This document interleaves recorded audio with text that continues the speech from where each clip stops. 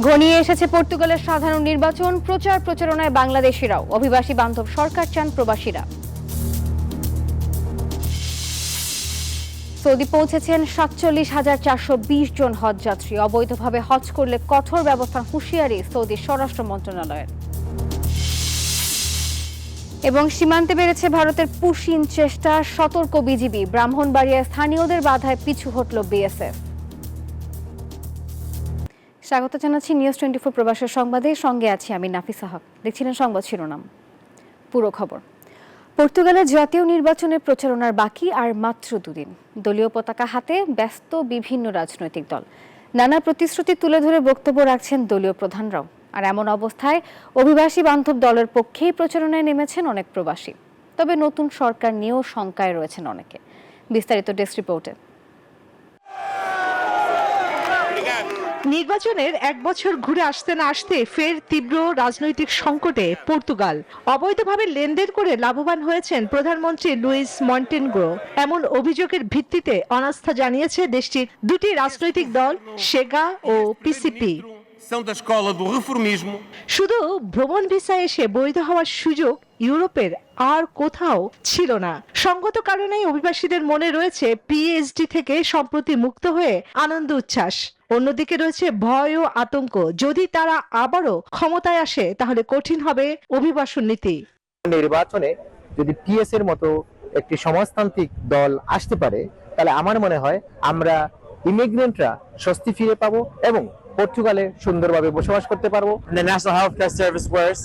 They have adopted the same rhetoric about immigration as the far right, and so we are here to give a clear message to everyone that we want a fairer country and we hope to win this election and govern for the people.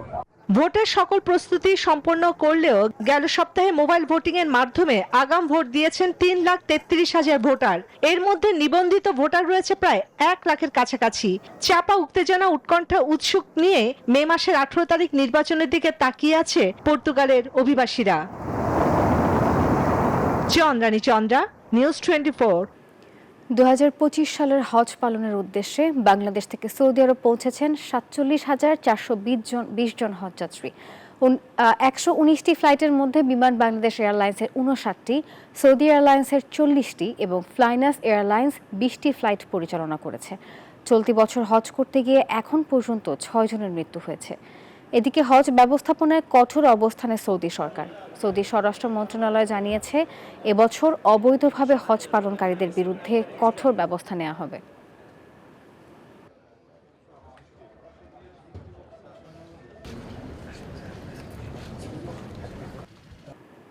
সীমান্ত পথে বেড়েছে ভারতের push in চেষ্টা। BGB ও গ্রামবাসীর বাধায় ব্রাহ্মণবাড়িয়া সীমান্তে 1.5 শতাধিক ভারতীয় নাগরিককে পুশিনের চেষ্টা ব্যর্থ হয়ে পিছু হটেছে বিএসএফ। এদিকে ভারতের মেঘালয়ের 3টি জেলায় রাত্রিকালীন কারফিউ জারি থাকায় সিলেট সীমান্ত জুড়ে নজরদারি বাড়িয়েছে বিজিবি। লালমনিরহাট সীমান্তেও পুশিন ঠেকাতে দহগ্রাম আঙ্গুরপোতা সহ 281 কিলোমিটার জুড়ে টহল জোরদার করা হয়েছে। আরও থাকছে ডেস্ক রিপোর্টে। দেশের সীমান্তগুলোতে এখন পুশিনের আতঙ্ক। ব্রাহ্মণবাড়িয়ার বিজয়নগর উপজেলার সিঙ্গারবিল ইউনিয়নের নলগড়িয়া ও নোয়াবাদী সীমান্তে বিজিবি ও গ্রামবাসীর বাধায় 1.5 শতাধিক ভারতীয় নাগরিককে পুশিন করাতে ব্যর্থ হয়ে পিছু হটে বিএসএফ। বিজিবি জানায়, বৃহস্পতিবার রাতে ত্রিপুরা রাজ্যের আগরতলা বিমানবন্দরের পার্শ্ববর্তী গেটের কাছে ভারতীয় নাগরিকদের জড়ো করে বিএসএফ। আতঙ্কে মসজিদে মাইকিং করেন এলাকাবাসী। পাশাপাশি বিজিবির টহল জোরদার করায় পিছু হটে বিএসএফ। বাংলাদেশের যে বিজিবি আছে তারা খুব সতর্কতার সহিত বর্ডারের মধ্যে আছে এবং সাথে সাথে উত্তর এলাকার প্রত্যেকটি মসজিদের মধ্যে তারা এলান করছে। তখন আমরা জনগণ বহুত লোক বর্ডারের মধ্যে চাপ দিছি, দেওয়ার পরে প্রায় রাত 1-1:30 পর্যন্ত আমরা বসে আসছিলাম। এরপরে আর কোনো উৎসব পাওয়া গেছে না, এতটুকু আমি জানি। এদিকে ভারতের মেঘালয় রাজ্যের 3টি জেলায় রাত্রিকালীন কারফিউ জারি থাকায় সিলেট সীমান্ত জুড়ে নজরদারি বাড়িয়েছে বিজিবি। সীমান্ত এলাকায় কয়েকটি পুশিনের ঘটনা ঘটলেও পরিস্থিতি এখন নিয়ন্ত্রণে রয়েছে বলে জানিয়েছে বাহিনীটি। চলমান পরিস্থিতিতে সীমান্তবর্তী এলাকায় সাধারণ মানুষের মধ্যে কিছুটা আতঙ্ক দেখা দিলেও বিজিবির তৎপরতায় স্বস্তি ফিরেছে। আমরা ব্যবসায়ী যারা আছি, পর্যটন দোকানদার যারা আছি, একটু আতঙ্কে আছি। বিজিবি অনেক ভালো টোল দিচ্ছে, আমাদের নিরাপত্তা খুবই ভালো। পুরোটাই বিজিবি আমাদের টোলে সব সময় থাকে, তো এদিক দিয়ে আমরা কোনো আতঙ্কে নাই। লালমনিরহাট সীমান্ত দিয়ে ভারতীয় নাগরিকদের অবৈধভাবে পুশিন ঠেকাতে দহগ্রাম আঙ্গুরপোতা সহ 281 কিলোমিটার জুড়ে রাতভর টহল জোরদার করেছে বিজিবি। কোনো লোক না আসে, এই জন্য আমাদের বিজিবি খুব আমাদের এখানে তাগিদ দিতেছে। ভারতের অবৈধ পুশিন ঠেকাতে এলাকাবাসী ও জনপ্রতিনিধিদের সহযোগিতা সহ বিভিন্ন এলাকায় মাইকিং করা হচ্ছে। আলহাদি খান, ডেস্ক রিপোর্ট, নিউজ 24। সৌদি আরবের রাজধানী রিয়াদে আনুষ্ঠানিকভাবে আত্মপ্রকাশ করল Saudi Bangladesh smart investor forum. বৃহস্পতিবার রিয়াদে আয়োজিত এক অনুষ্ঠানে 18 জন ইনভেস্টর বিশিষ্ট আহ্বায়ক কমিটি গঠন করা হয়। বিশিষ্ট ক্রীড়া সংগঠন ফখরুল ইসলামের সঞ্চালনায় প্রধান অতিথি হিসেবে উপস্থিত ছিলেন ইঞ্জিনিয়ার মনিরুজ্জামান। এ সময় উপস্থিত ছিলেন বাংলা স্কুলের চেয়ারম্যান ইনভেস্টর মোহাম্মদ সোয়াইব সহ আরও অনেকেই। যুক্তরাজ্যের লন্ডন ব্যুরো অফ ক্রয়টন কাউন্সিলের ডেপুটি সিভিক মেয়র হলেন বাংলাদেশি বংশোদ্ভূত মোহাম্মদ ইসলাম। বুধবার লন্ডন ব্যুরো অফ ক্রয়টন কাউন্সিলের হলরুমে আনুষ্ঠানিকভাবে গুরুত্বপূর্ণ ব্যক্তিদের উপস্থিতিতে তাকে এই দায়িত্ব দেওয়া হয়। এ সময় তিনি সবাইকে নিয়ে একতা, শ্রদ্ধা ও সম্প্রীতির পরিবেশ গড়ার প্রত্যয় ব্যক্ত করেন। আরও জানান, তিনি স্থানীয় বাসিন্দা ও সংগঠনগুলোর সঙ্গে ঘনিষ্ঠভাবে কাজ করতে চান।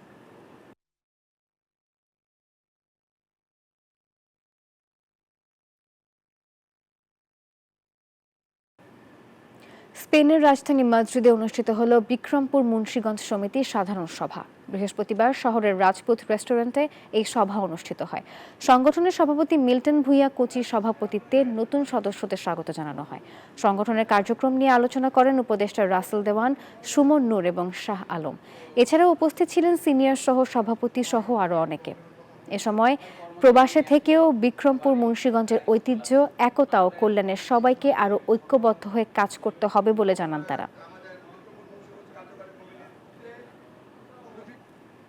বিরতি নিচ্ছি, সঙ্গে থাকুন। প্রবাসী সংবাদে আরো একবার স্বাগত। সরকার সব দাবি মেনে নিয়েছে এমন আশ্বাস পেয়ে গণ অনশন ভাঙলেন জগন্নাথ বিশ্ববিদ্যালয়ের শিক্ষার্থীরা। শুক্রবার সন্ধ্যায় কাকরাইলে এসে আশ্বাসের কথা জানিয়েছেন ইউজিসি চেয়ারম্যান। পানি পান করিয়ে অনশন ভাঙান তিনি, আর এরপর কর্মসূচি স্থগিতের ঘোষণা দেন শিক্ষার্থীরা। তবে দাবি বাস্তবায়নের সুনির্দিষ্ট রূপরেখা না থাকায় আন্দোলন চালিয়ে যাওয়ার পক্ষে অবস্থান নেন শিক্ষার্থীদের একাংশ। শুক্রবার সন্ধ্যা 7:30টার দিকে কাকরাইল মসজিদের মোড়ে জগন্নাথ বিশ্ববিদ্যালয়ের শিক্ষার্থীদের আন্দোলনের স্থানে আসেন বিশ্ববিদ্যালয় মঞ্জুরি কমিশনের চেয়ারম্যান অধ্যাপক SM-A ফায়েজ। শিক্ষার্থীদের জানান, তাদের সব দাবি মেনে নিয়েছে সরকার। পানি পান করিয়ে শিক্ষার্থীদের গণ অনশন ভাঙান তিনি। আমি বললাম ইউনিভার্সিটি গ্রান্টস কমিশন এবং জগন্নাথ বিশ্ববিদ্যালয় একটা পরিবারের অংশ, সেটাই আমরা কাজ করব। সবকিছু রেসপন্সিবিলিটি ইউনিভার্সিটি গ্রান্টস কমিশনের তরফ থেকে আমি এবং আমার সম্মানীয় সদস্য গ্রহণ করছি। এমন খবর পেয়ে উচ্ছ্বাস জানান শিক্ষার্থীরা। দাবি দেওয়াগুলো পূর্ণ করা হয়েছে, এতে আমরা অনেক উচ্ছ্বাসিত। এখন যদি বাস্তবায়ন হয় তাহলে আলহামদুলিল্লাহ, যদি বাস্তবায়ন না হয় তাহলে আমাদের হয়তো এখানে আবার দেখা হবে। এটা যতদিন ফল না আসবে ততদিন পর্যন্ত আসলে আমরা আশ্বস্ত হতে পারতেছি না। জগন্নাথ বিশ্ববিদ্যালয়কে আমরা আসলে সামনের দিনের গবেষণা থেকে শুরু করে শিক্ষামূলক অন্যান্য খাতে কিভাবে করে শিক্ষার্থী নেতৃবৃন্দ মিলে আগায় নিয়ে যেতে পারি সেই দিকে ফোকাস করা উচিত। জবি উপাচার্য জানান, বাজেট বাড়িয়ে শিক্ষার্থীদের প্রথম দাবির ব্যাপারে সিদ্ধান্ত হয়েছে। আবাসন সংকট নিরসনে খুব দ্রুত অস্থায়ী হল নির্মাণ করা হবে। এছাড়া নতুন ক্যাম্পাসের কাজও দ্রুত বাস্তবায়নে সবকিছু করা হবে। বাজেট বৃদ্ধি করার মাধ্যমে শিক্ষার্থীদের প্রথম দাবির বিষয়ে সিদ্ধান্ত নেওয়া হয়েছে। একই সাথে আবাসন সংকট নিরসনে আমাদের শিক্ষার্থীদের প্রয়োজন বিবেচনা করে খুব দ্রুত অস্থায়ী হল নির্মাণের কাজ শুরু করা হবে মর্মে সিদ্ধান্ত নেওয়া হয়েছে। ইউজিসি চেয়ারম্যান ও জবি উপাচার্যের বক্তব্যের পর আন্দোলন স্থগিতের ঘোষণা দেন জবি শিক্ষক সমিতির সাধারণ সম্পাদক অধ্যাপক রইস উদ্দিন। আমরা তাদেরকে বোঝাতে সক্ষম হয়েছি অন্য 20-30টি বিশ্ববিদ্যালয় আর জগন্নাথ বিশ্ববিদ্যালয় এক নয়। সুতরাং আমাদের নিড বেসিস যে দাবি ছিল সেই দাবির প্রতি সরকার সহমত পোষণ করেছেন। সব দাবি পূরণের আশ্বাস পেলেও শিক্ষার্থীদের একটি অংশ তাতে সন্তুষ্ট হতে পারেননি। আন্দোলন চালিয়ে যাওয়ার পক্ষে অবস্থান নেন তারা। জানান সরকারের পক্ষ থেকে দাবি বাস্তবায়নের সুনির্দিষ্ট রূপরেখা ঘোষণা করলে তবেই তারা আন্দোলন থেকে সরবেন। আবুদুল ইসলাম, নিউজ 24, ঢাকা। তথ্য ও সম্প্রচার উপদেষ্টা মাহফুজ আলমকে পানির বোতল ছুড়ে মারার ঘটনায় একজনকে ডিবি কার্যালয়ে এনে জিজ্ঞাসাবাদ করা হয়েছে। শুক্রবার ঢাকা মহানগর পুলিশের এক বিজ্ঞপ্তিতে এই তথ্য জানানো হয়। এতে বলা হয়, জিজ্ঞাসাবাদ শেষে ওই ব্যক্তিকে তার অভিভাবকের কাছে হস্তান্তর করা হবে। গত বুধবার রাষ্ট্রীয় অতিথি ভবন যমুনায় জগন্নাথ বিশ্ববিদ্যালয় প্রশাসনের সঙ্গে বৈঠক শেষে সাংবাদিকদের সঙ্গে ব্রিফিংকালে একজন তার উপর বোতল ছুড়ে মারে। আর এ সময় জগন্নাথ বিশ্ববিদ্যালয়ের শিক্ষার্থীরা নানা রকম স্লোগান দিতে থাকেন।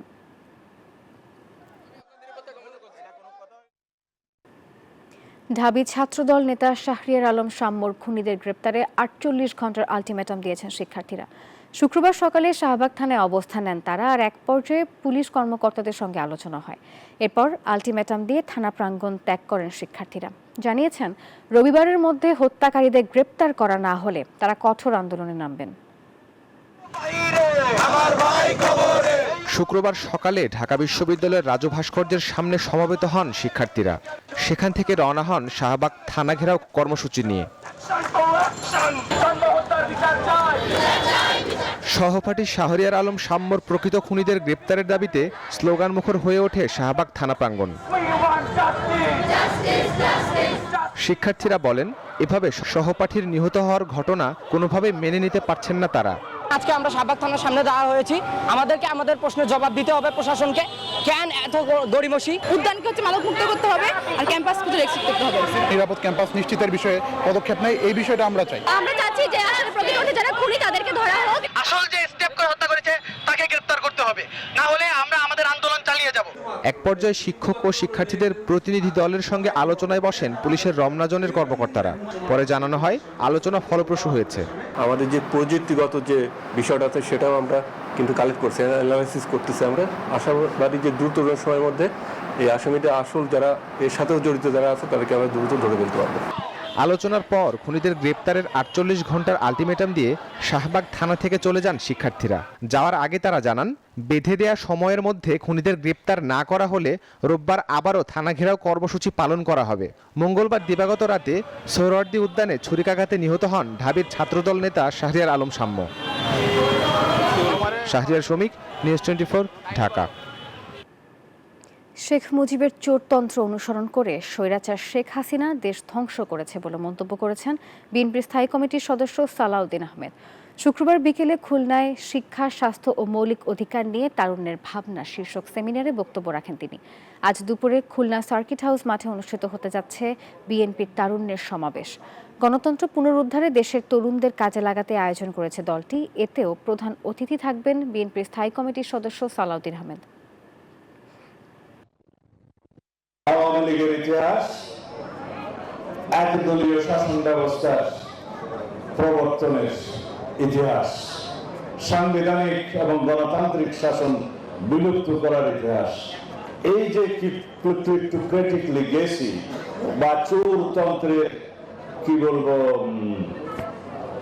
চোরতন্ত্রের যে ওয়ারিশি ব্যবস্থা, সেটা আওয়ামী লীগ শেখ মুজিবের সময় থেকে শেখ হাসিনা পর্যন্ত গড়িয়েছে।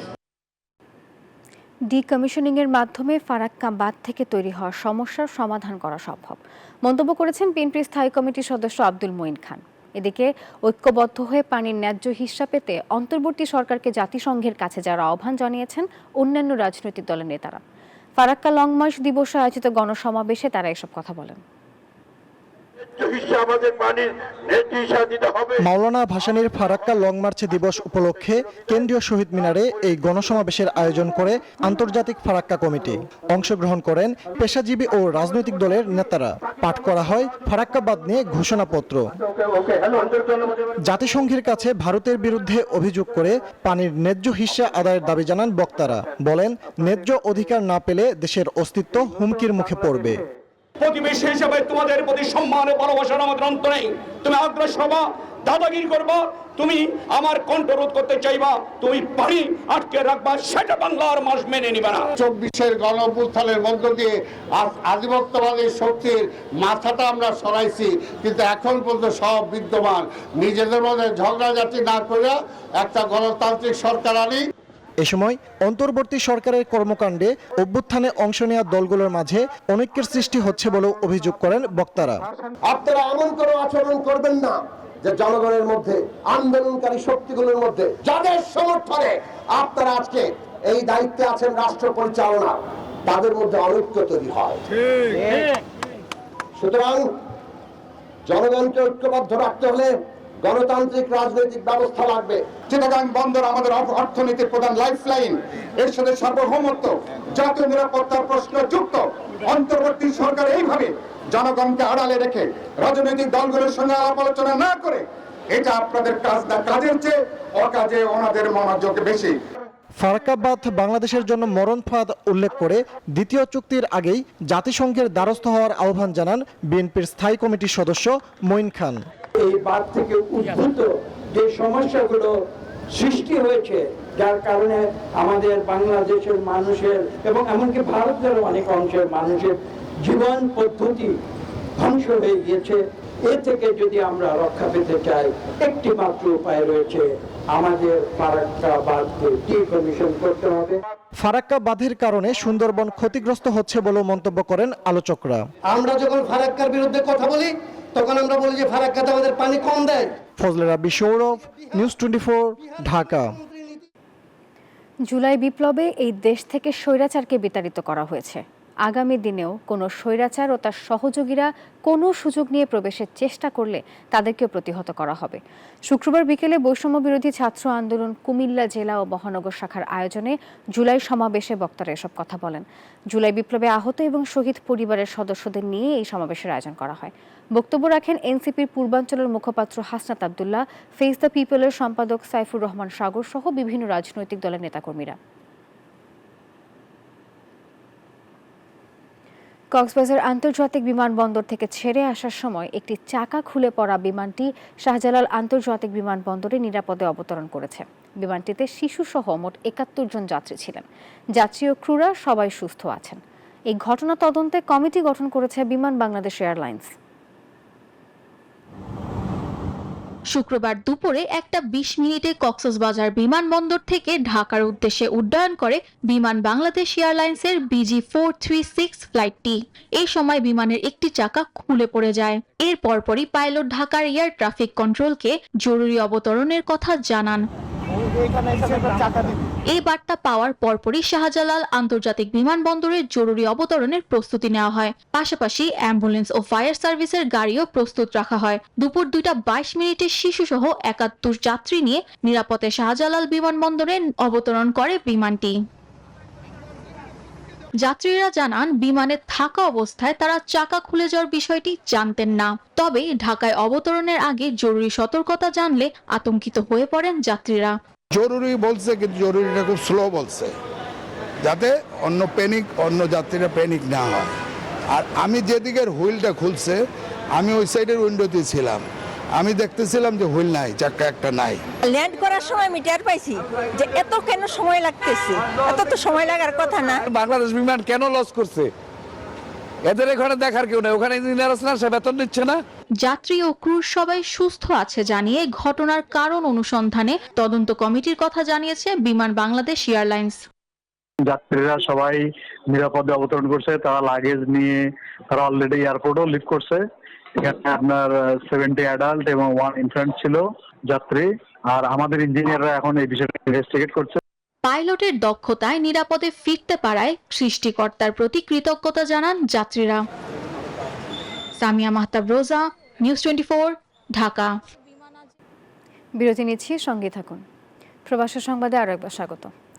নারীর ডাকে মৈত্রী যাত্রা এই শিরোনামে রাজধানীতে অনুষ্ঠিত হলো বর্ণাঢ্য কর্মসূচি। বিভিন্ন সংগঠনের উপস্থিতিতে সমতার দাবিতে আমরা এই স্লোগানে মুখরিত হয়ে ওঠে মানিক মিয়া অ্যাভিনিউ। আয়োজকরা বলছেন, নারীদের সম অধিকার প্রতিষ্ঠার দাবিতেই এই কর্মসূচি। এই কর্মসূচি মূলত নারীদের সম অধিকার প্রতিষ্ঠার দাবিতে নারীর প্রতি অবহেলা, অবজ্ঞা ও নির্যাতনের বিরুদ্ধে দীপ্ত প্রতিবাদ। নারীর ডাকে মৈত্রী যাত্রা শিরোনামে এ কর্মসূচি শুরু হয় শুক্রবার দুপুরে। সমতার দাবিতে রাজধানীর মানিক মিয়া এভিনিউয়ে আয়োজনে অংশ নেন প্রগতিশীল নারী, শ্রমিক, শিক্ষার্থী, শিক্ষক, সাংস্কৃতিক কর্মী, পেশাজীবী সহ বিভিন্ন শ্রেণী পেশার মানুষ। আমার এই শরীরটা ঢাকা শহরের কোনো নোংরা গলি, কোনো নোংরা রাস্তা না, যেখানে আপনি যখন ইচ্ছা তখন চাইলেই মূত্র বিসর্জন করতে পারবেন। আমার টিপ নিয়ে কথা বলেছেন আপনি, আমার পোশাক নিয়ে কথা বলেছেন আপনি, আমার হাসি নিয়ে কথা বলেন, এমনকি আমার হাঁটা নিয়ে আপনি কথা বলেন। এই দেশটা কি শুধু আপনার একা? বিভিন্ন সংগঠনের উপস্থিতিতে সমতার দাবিতে আমরা স্লোগানে মুখরিত হয়ে ওঠে পুরো এলাকা। আয়োজন উপলক্ষে 31টি স্লোগানের একটি তালিকা করেছেন আয়োজকরা। স্লোগানগুলোতে নারীর অধিকার, মর্যাদা, নিরাপত্তা, শ্রমিকের অধিকার, ফ্যাসিবাদের বিরোধিতা সহ বিভিন্ন বিষয় তুলে ধরা হয়েছে। ফিলিস্তিনিদের পক্ষেও স্লোগান রাখা হয়।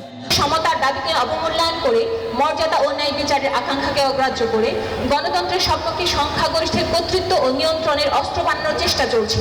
যৌতুকের জন্য হত্যা, আত্মহত্যায় প্ররোচনা আর যৌন নিপীড়নের মতো গুরুতর অপরাধের মামলায় 97% ক্ষেত্রেই কোনো বিচার হয় না। আমরা চাই শিক্ষা, স্বাস্থ্যসেবা ও বাসস্থানের অধিকার, চাই যৌন ও প্রযোজন ক্ষেত্রে নিজের সিদ্ধান্ত নিজে নেওয়ার অধিকার, গোপনীয়তার অধিকার, রাজনীতি ও রাষ্ট্রিক বিচারিক প্রক্রিয়ায় নির্ভয়ে অংশ নেওয়ার অধিকার।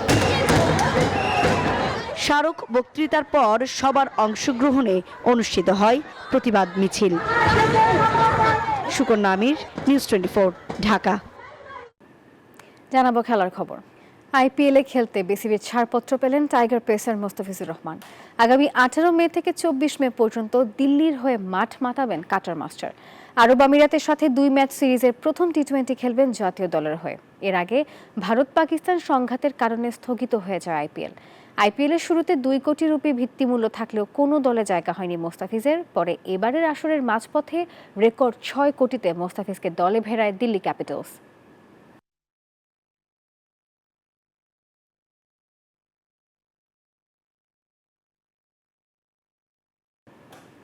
দর্শক, আর এই ছিল নিউজ 24 প্রবাসের সংবাদে। আরও সংবাদ ও বিশ্লেষণ জানতে ভিজিট করুন news24bd.tv। এতক্ষণ সঙ্গে থাকার জন্য ধন্যবাদ সবাইকে।